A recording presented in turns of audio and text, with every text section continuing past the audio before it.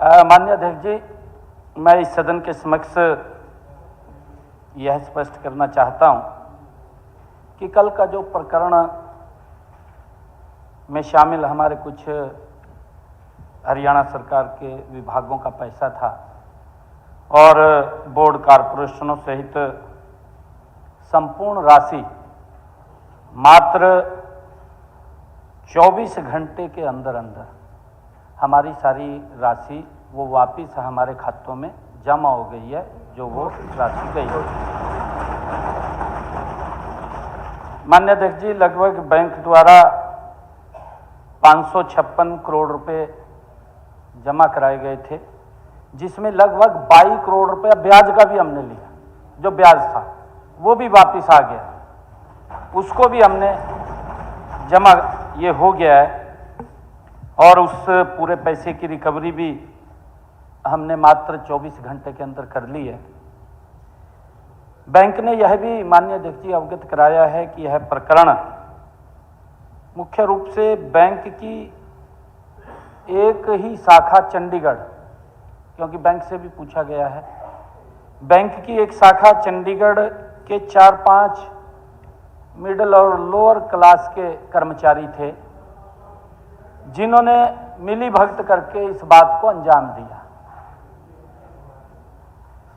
सरकार बैंक के साथ मिलकर के माननीय अध्यक्ष जी यह सुनिश्चित करेगी कि इस प्रकरण में शामिल रहने वाले बैंक कर्मी या कोई निजी व्यक्ति या कोई सरकारी कर्मचारी भी है। मैंने कल भी कहा था माननीय अध्यक्ष जी, इसी सदन के अंदर मैंने कहा था कि अगर कोई सरकारी अधिकारी भी होगा या कर्मचारी होगा, उसके खिलाफ सख्त कार्रवाई करेंगे।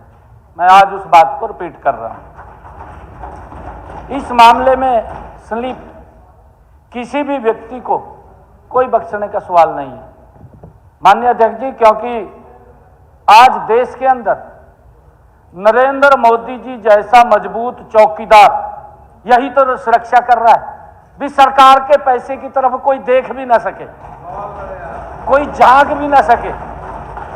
ये हरियाणा प्रदेश के 2 करोड़ 80 लाख लोगों की मेहनत का पैसा है, उनके वेलफेयर पे खर्च होगा, उसकी तरफ कोई गलत आंख से कैसे देख सकता है? उसके खिलाफ सख्त कार्रवाई हमारी सरकार करेगी। मैंने कल ही कहा था माननीय अध्यक्ष जी।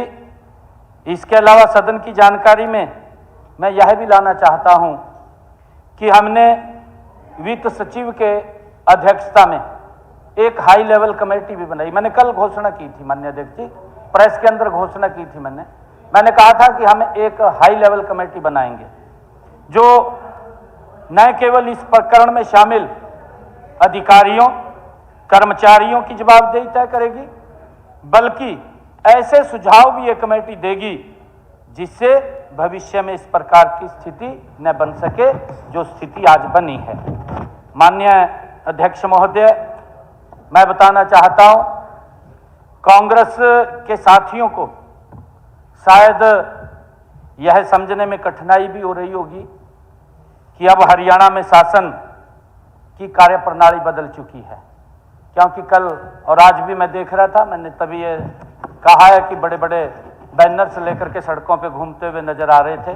भी बड़ा घोटाला हो गया, बहुत ज़्यादा भ्रष्टाचार हो गया।